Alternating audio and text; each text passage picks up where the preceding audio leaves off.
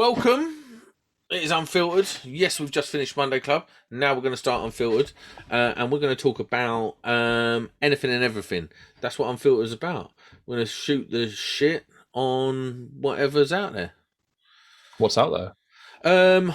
So up until recently, I didn't know anyone who had COVID. Mhm. No one. And then my uncle's quite ill. Yeah, quite ill. And anyway, so my dad's been going down to visit him I'm and sorry, that. I'm not. This is off. He's still alive then, Yeah. right? Okay, Not because that's the one you not ill told me. from COVID. Like he's got cancer. He's on his way Yeah, out. yeah, yeah. He's got all things wrong with him. It's a bit of a shit show, but it is what it is. So that's my dad's only brother. His only living family and that. So he's a bit down about it. So he's going down there to visit him and stuff. My uncle lives back in Croydon, and got COVID. So my uncle got COVID from hospital, brought it home. They got COVID in the house. Everyone's all right. Just got COVID, feel a bit rough, whatever. My dad got COVID. Now my dad had like 5 strokes. He had like 4 heart attacks. He is not a well man. Like all intensive purposes, you wouldn't know. He's a bit like the Terminator. Like literally cannot stop him. Gets COVID. Now I want to talk a little bit about. Can't really. We're going to get pulled from YouTube for this content, but he's had both jabs. Yeah. Great. I've had both jabs, which is great. And so I was super worried about it. So I went to the chemist and I said, I want your strongest vitamin C, which happens to be Barocca's, All decent, right. Yeah. and I want your strongest vitamin D. And Sunny D. Drink. no, they can bring out Sunny D. No, so that I wanted vitamin D because that's these are two things that they really reckon help fortify your body against getting proper COVID. Anyway, and with my dad being, not a well man, I thought, right, we've got to get him some of this. So I went in there and they wouldn't sell it to me because I told them the story was for my dad, and they was like, yeah, no, they can't take both. That's not what the government suggests. And I was like, all right, but I need it. No, you can only One's have for one. you. One's for him. One's for him. My dad. Yeah, and I was like, well, they're for me now. And so they wouldn't sell it to me. So I had to go to one chemist and buy vitamin C and one chemist to buy vitamin D. Anyway, so he's been having one of them in the morning, one vitamin D in the morning. And I'm not saying I've cured COVID, but Jesus Christ. he's got no symptoms. That's all I'm saying. He's done very well. You're welcome. The world, you're welcome. High dose vitamin C and high dose vitamin D, and he's right as rain. To be fair, he's probably just one of them geezers that ain't gonna get it properly. Right. Okay. But yeah, COVID's finally caught up with the McDougalls. Up until now, I didn't know anyone who had it. I know people who say they've had it, but I don't believe anyone until I see a Adam had it. test. Yeah. Adam definitely had it around Christmas. He was off. Yeah, he did. Was it two? Did he though? He Did you see a test, Yeah. or did he just have symptoms? He had symptoms. Him and his mum both went for a test, and then he sent me a picture of the test. All right, whatever. I didn't This see is it. well, I wouldn't lie about it because I made him not come to work, and I had to then self-isolate for it was just 5 days at the time. But I just got the keys to the unit, so I was by myself anyway.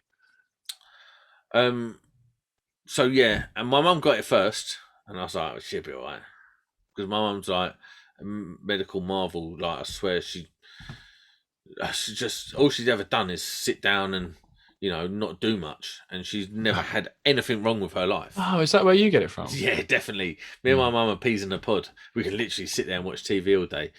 But COVID's finally catching up, and I don't know, man. It's finally become real. I mean, what are we, 2 years in? Yeah, pretty much. Is it 2 years? Well, it's 2 years. Come October was the first sort of bit on the news, wasn't it? October 19. But yeah, I think it was. Have you had it? No. No. This is what I mean about it being super contagious. I worked with Adam for 3 days in the van, whatnot, until he like had symptoms and got a test. It was like, oh Christ. I had a test every day. Never got it. Never had any symptoms. Never got ill. Nothing. It's a funny thing, man. Because it's got me thinking. Like, I'm not a conspiracy theorist or any of that. I hate it. I hate when people tell me about the facts and figures, and they've done their research. No, what you've done is you've watched YouTube videos. You've read And some scientific papers that you the don't bullet understand. points that you can remember out of it. Yeah. Yeah, you've read some scientific papers you don't understand, and you're going to tell me that you know more than a doctor. Well, you don't, because you don't have the underpinning knowledge. Shut up. But they reckon, and don't listen to anything I say. I'm a div. But I heard on the Joe Rogan podcast today that you actually, if you get it, the antibodies are more powerful than the vaccine antibodies, and they last longer. So if you're not double vaccinated, but you've had it, you're actually more protected against it than if you were to get the double vaccine. Yeah. So I read that about how vaccines were created because I was interested in it, and it was about smallpox. So smallpox, what was it, the 16th, 17th century or whatever it was, where it started off. Obsessed with the 17th century lately, you know? Yeah, I know, right? I was just doing some reading. I don't normally read, and I sort of went down a rabbit hole. And it started off around African plains, and through all the slave trades, it quickly spread across the world, and it killed literally, I think it was like 500 million people overall. And people had started doing, so I think it was in China, a guy first created, it wasn't called a vaccine, it was it was a different word for it, I can't remember, but he would scrape a scab off the smallpox, because smallpox would it would make your skin peel off, like scab and peel off. Affected some of your organs and gave you like sickness and everything, and eventually a lot of people would die from it. But they would scrape a scab off and smush it up into one of them things, and then he would blow the scab up someone's nose, so they had dead cells from that to make the body make its own antibodies for it. And that worked on some cases, but then some people actually from that blow up the nose would actually get it and die as well. And it was a milking girl that used to do it for the cows, and she said to a doctor at one point that with cowpox, it's the same strain, but obviously it affects different between animals and humans, where she would have red blotches up her arm from cowpox, but you physically couldn't die from it. And she said, I could never catch this because of that. And they did tests, and it was true. Her body created antibodies for cowpox, which then smallpox couldn't infect. So the whole vaccine for smallpox was created from cowpox and then turned into an injection that was given to millions of people. And that's how they cured, as such, smallpox from cows. Wow. It was cool. Cool little story. I love that stuff. I've got a similar one. Go on. It's about AIDS. Oh, yeah. So, people are like, oh, yeah. So, when I was growing up, it was like, oh, yeah, people were having sex with monkeys, and that's why AIDS came about. That's exactly what I heard. Right? I wasn't going to say it on this, but yeah, it's exactly what I heard. I feel like that's a reach. Do you know what I mean? Like, yeah. I just feel like that's not a thing. Like, yeah. Where's the proof? Is there a camera thing? Listen, that must have happened at some point, right? No doubt. Right, let's not get on that. Okay, but carry on. I feel like that's not how it happened. Anyway, I was listening to, what is it called? Radio Lab, and they talk about it. And so what they reckoned it was, and they can almost trace it to a region. They explained how, but I'll butcher that bit. But basically, it's called the cut hunter theory. So, the human immune virus, or whatever virus, HIV, is what it is, right? Then you got the SIV, which is simian immune virus, or whatever. The simian means monkey, doesn't it? So that's like monkey in Latin, or whatever. Right. That's their thing. So that existed before HIV. HIV comes from SIV. Now, what they're saying is, so in a certain part of Africa where it's meant to have come from, they would hunt monkeys.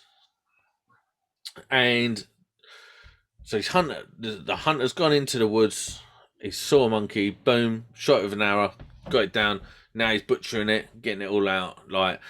And what they say is, at that precise moment, like the sort of stars aligned for his physiology to be receptive to SIV at that. Everything had to be in balance. So he'd cut himself cutting Yeah. a monkey. The blood had infected him, and it turned into HIV because it gone from SIV and then got into the human This one body. person. This one person, and then turned into SIV.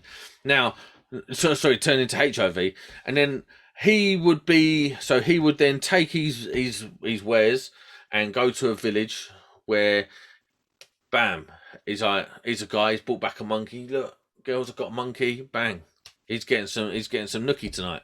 Get some nookie. Then these women might end up with some other people, and then they talk about how it's spread up this river, like how these cases spread up the river, and that is where it actually come from. It's called the cut hunter theory. So what I found interesting about when we first heard about COVID was he might have just banged a monkey and said, "Oh, he could have." That's so. But it was like the numbers of how many people you come in contact when it was all over the news of, I catch it and I, just go down the shops, and in a day, if I came in contact with 10 people and those 10 people came in contact with another 10 people, and the spread, it was like one person in a day of rule of thumb could spread it to, I think it was 10,000 people with the connection of 10 and 10 and 10 continuously. Really? It's crazy numbers, really. Yeah, if you think about it, in a 24-hour period, maybe before it starts off with one person. Yeah, maybe before COVID. If you think about it, like not now, but back in the day when it was talked about. Because me and Neil, we done like lockdown broadcast during COVID, and I was listening to him back a little while ago, and I was like, it was so funny because we was like, well, this won't last, the economy won't handle it, and all that. Mate, excuse me, I'm tired. I've been up. Actually working today. It's a rarity. And when you look back at it, and you look back at like the madness of the first lockdown, mental, wasn't it? Like brutal. Literally nothing. Dead. Everything was dead. I know. It was like really the end of the world.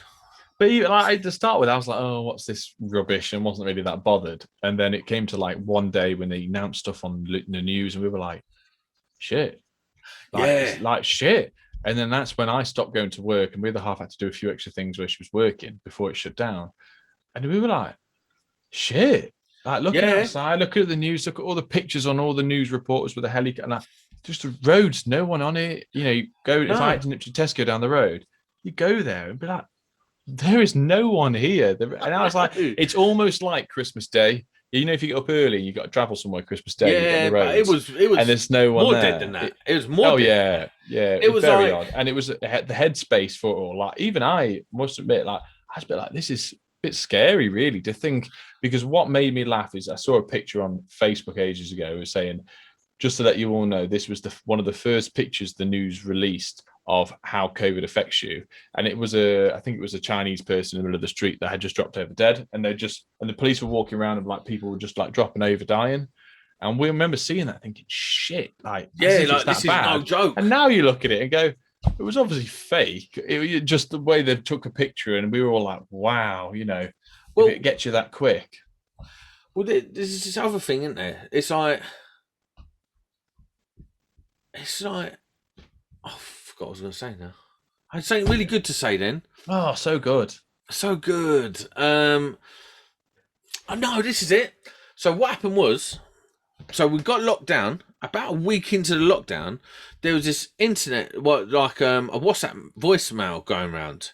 And it's this woman, she's like, listen, I work for the Kent Ambulance and whatever response centre, and I'm telling you now, the government guidelines have come down. We're going to get to a point where if you come down with it, if your kids come down with it and you phone for an ambulance, help is not coming. You're on your own. And all this. And me being gullible. Listen, I look back at all the things I've been duped with. This was so dumb. I remember I was in the kitchen in the old flat, and I was like, I opened the thing, I was listening to it, and I was like, I'm getting all a bit emotional because I'm a new dad and all this, and I'm like, what are we going to do? So, what are we going to do? What am I going to do? Anyway, I phone up Amanda. I don't know where she was. She might have been out shopping. It's like, babe, get home. Get home. Listen, buy everything. Buy everything in the shop. Get home. We're hunkering down. We ain't having it. And she come back with like 50 bags of pasta. And was like, what are we going to do with all this? I was like, I don't care, babes. At least we're going to survive. And I picked up my child. Oh, my baby. Do you know what I mean? It's great. But it's I always, me and my half still do it. She probably wouldn't admit it, but we did it the other night. You know, what would happen? What would we do? Would our plan be in a zombie apocalypse? And I actually think we should do a podcast on this once of what you would do, like where you'd go, who you'd save, like how long you prepare Do you know for. how many times I've done this in my head? Oh, mate, we've talked about it so many times because we like The Walking Dead. We've watched other zombie stuff. We really like it, and we were saying, you know, is this because it went around saying, "Oh, is this the start of it? You know, it's COVID. Is this where people, these bodies are getting put in warehouses, and they're all going to start being brought back to life?"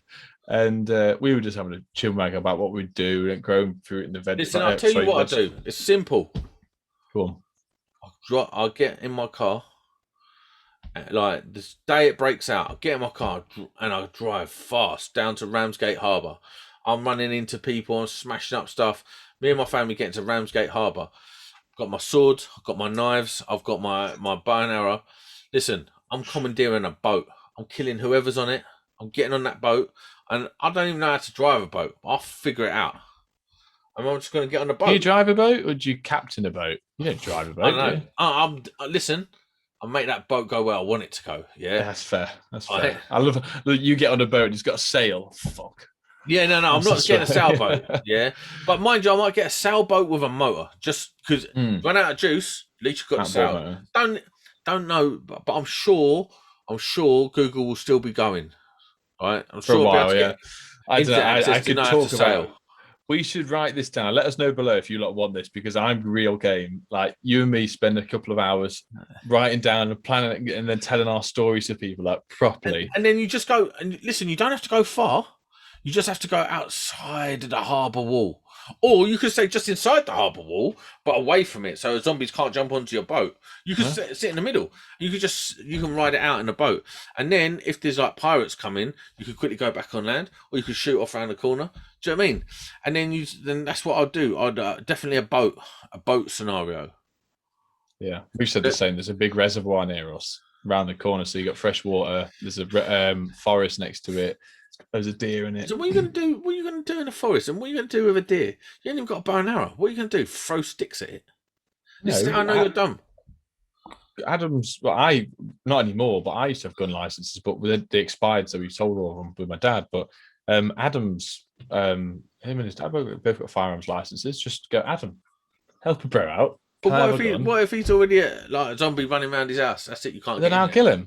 I have to kill him. Say sorry, Adam. And it all depends as well. It all depends, right, on the type of zombie.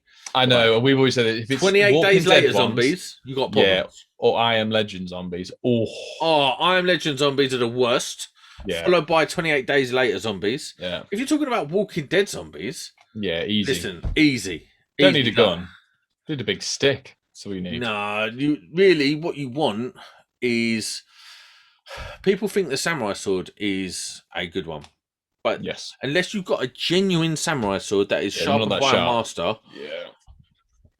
and you've got a genuine one made of like proper folded metal, 17,000 times. Yeah, I know. Yep. They go blunt quick. What you actually want is a machete. Oh yeah, that you can sharpen yourself. It's good for hacking off limbs. It's good for hacking in, pulling out. It's easy. The thing that makes me laugh is when you see all these people running around and you got their arms like, oh, I've been bitten here, and motorbike levers. Exactly. Everyone wear motorbike levers. Thing. Yeah, motorbike levers. Said this. Yeah, I got bike levers. Middle-off's got a one piece. The kids would just put them in a big bag on my shoulder. It'd be fine. Motorbike levers. I ain't get bit. I don't even need the armor inside them. I've got one piece. Probably won't fit in it. I'll probably have to do something about my torso, but you know, we can work that out. Duct tape some yellow pages to the front. They won't get through that. What you won't want is to wear motorbike boots with it, though. Well, you want to wear some type of boots where you could overlap them, so there's no. Yeah, you don't want motorbike boots because you basically can't walk in motorbike boots. You can't run them. And plus, you don't really want to wear the helmet either because you're obstructing your view. Maybe not. Maybe you want your helmet open face one. No, maybe you want to carry a helmet with you in case it comes on top. Let me get my dad's. I had my dad's when he died up here. So this was his blood bike helmet, Yes. but it was a shark one. It's the Evo one, and the face comes down. Yes, that might be a good one. Yeah. Maybe I will. I will allow that. This is what I'm saying. You need an assortment of weapons as well. Don't just think one weapon's going to do. Oh no, you got to have a couple of pouches with a couple of knives on you. You want some knuckle duster knives as well, so you can. You got to come prepared for that. Now, what I think would be a good thing is like a long poking stick, but made of metal, like a long Spartan. cone. Yeah, you could just get 25 mil gal conduit and just take a 45 off. You just got, because all you're doing really is poking in the eye quickly. Whap, whap, whap. Now you've done 3 quick. Easy. You only got to damage the brain. But if it's I Am Legend zombies, you're finished. Yeah. Well, we were saying because we watched. Headbutt through steel. That annoyed me. I know. The new movie Ready Player One. Have you watched that? Yes.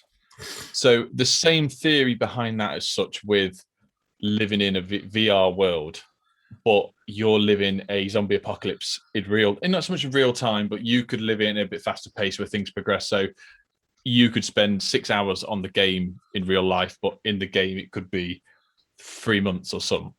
Like someone should create a survival game on a VR like that where you have to do, bits and bobs. It'd be ace. It would be. Have you watched the new one on Amazon that they did with Dave Bautista in Las Vegas? Terrible. Worst one. Drop me out. That was so bad. What was it called again? So bad. I don't even know. It was so bad. Oh. Well, you thought that was good? I didn't mind it. I wouldn't choose it over the other ones, but I didn't mind it. I still love Shaun of the Dead. See, that would be a good one to survive in. Yeah. Really. Yeah, the Winchester and just wait for it to all blow over. Is it Winchester? I don't know. But all you really got to do is stay away from the crowds of zombies because they can overwhelm the hordes. The hordes. Come on. Hordes of zombies. And you're all right. If you stay away from them. And the thing is, they're slow-moving zombies as well. You get away with them on a motorbike, really. Go the other way. Yeah. Oh, I was watching Jay Leno's Garage today, and there is a truck. It's called the Armageddon 6x6. It's built specifically for zombies. Oh, delicious! I could convert my truck. No, mate, this makes all trucks look like children's toys. It is the best thing I've ever seen. I was like, babe, I need that. Start OnlyFans and buy me that. Or put more videos on YouTube, for God's sake. She's going to love you saying that. But anyway, I feel like we've covered a lot of nonsense. But I've really enjoyed that nonsense talk. I love talking about zombies. I know, it's so sad. Maybe we should do a whole episode devoted to zombie nonsense. Absolutely. Let us know below. It's all up to the guys. If they want it, we'll do it. But we could come up with some absolute shit for about half hour, definitely. Definitely. Listen, I could go so deep into it. I've spent so many hours. Listen, there is only one reason I've got a heap of swords and knives and a bow and arrow on my roof. Don't have any of that because you'll get to a stage where your kids will start coming in and start playing with stuff. You're like, no, I need to get rid of that. Well, I've got 6 knives on my shed there, and she's already started going, Daddy, I play? No. Nope. They're going to have to go away, aren't they? Yeah. Yes. Right, Nico. I've really enjoyed these one-on-one sessions. You're welcome. I wish I could say the same. I mean, joking, mate. I'm joking. Unfiltered, we're out.